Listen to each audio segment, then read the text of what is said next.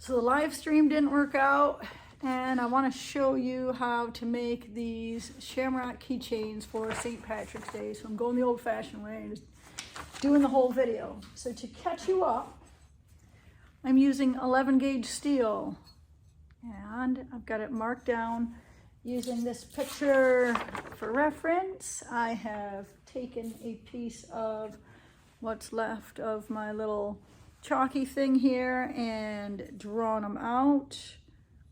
Basically 3 hearts. Traced it on there real fancy. And then use my cutoff wheel on my grinder. Use my cutoff wheel on my grinder to cut the rough shape out so that it looks something like, so it goes a little something like this. Hit it. I have then taken a small deburring tool and cut that shape in on the front so that I can see where I'm going. And once I get that, I am then taking my burr, my little burr on my flex shaft. This is an 1/8 inch burr on a El Generico flex shaft I got on Amazon. Links in the bio. Works wonderfully. Really love it. And I'm taking this burring bit. I'm using that to shape these smooth, and then also take and chamfer both of these edges down to a point, or it's smoother. The edges come down like this, and this is what this is where we're getting to with this. So each one's handmade, which means each one's one of a kind. And these are coming out pretty awesome. I'm really enjoying this project. It is small, it is not too hard to do. It's just big enough to get some details in there, but without too much of a challenge. And these 1/8 inch burrs are absolutely perfect for this. This is like a little, kind of a barrel shaped, got a little curve to it. There we go. You can see that 1/8 inch shaft, and then the burr. So I am going to show you more in detail how I'm getting the shape and that texture on there. So the first thing I do once I get the rough shape cut out is I'm going to take this burr and I'm going to mark where each of the leaves are just by running this across there. And you want to just use that point, and you're going to want to hold your part real well. You might need to clamp it down. Be really, really careful with this. I got face shield and safety glasses and all the good stuff on to keep me safe while I'm doing this.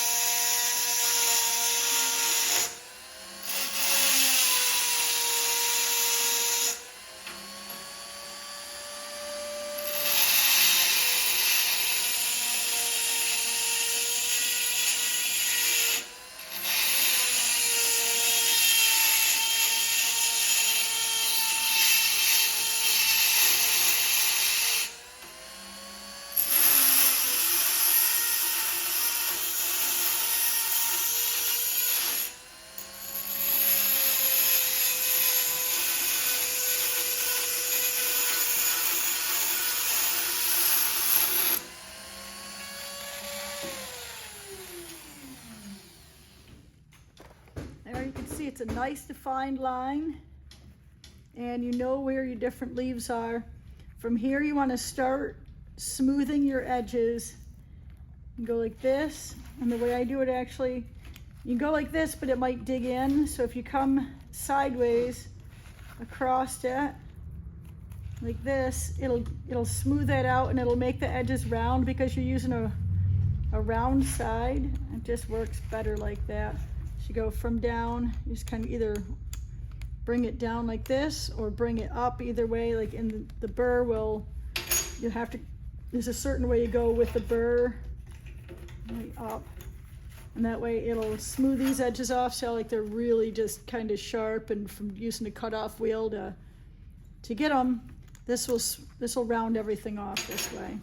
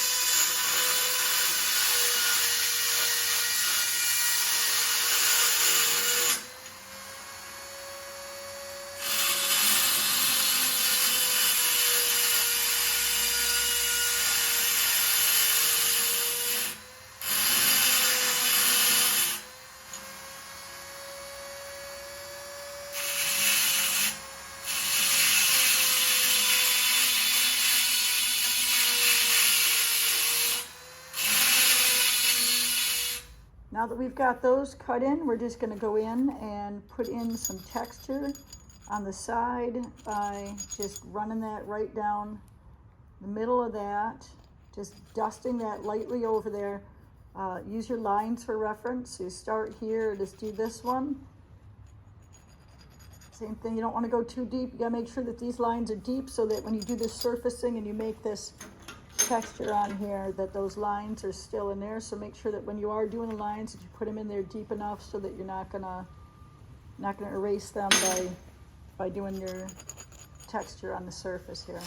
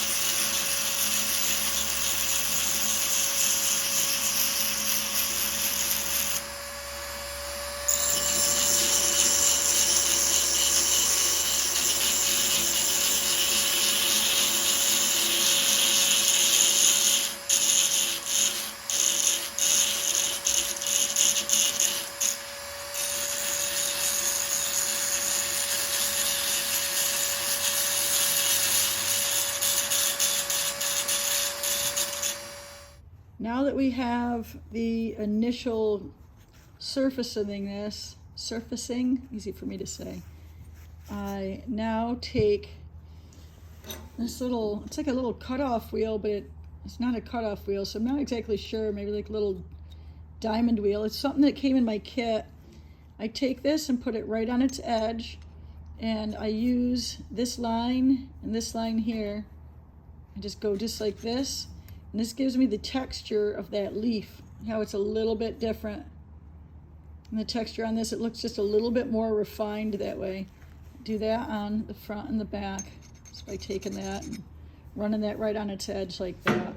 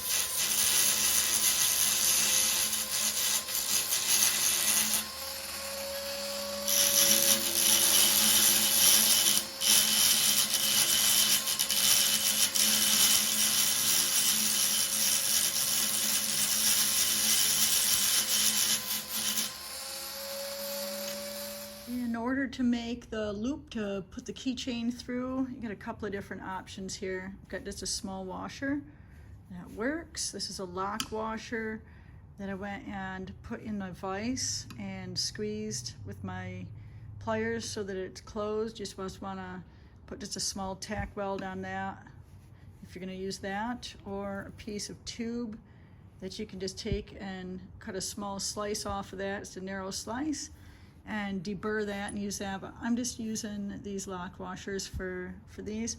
You can go ahead and MIG or TIG weld those on, and I put mine off to the side a little bit so that when it hangs, it's gonna hang and it's not gonna, you're not sticking it down in this little bump here, which you'll kind of have to weld both sides if you do it. So doing it this way, I think looks a little better.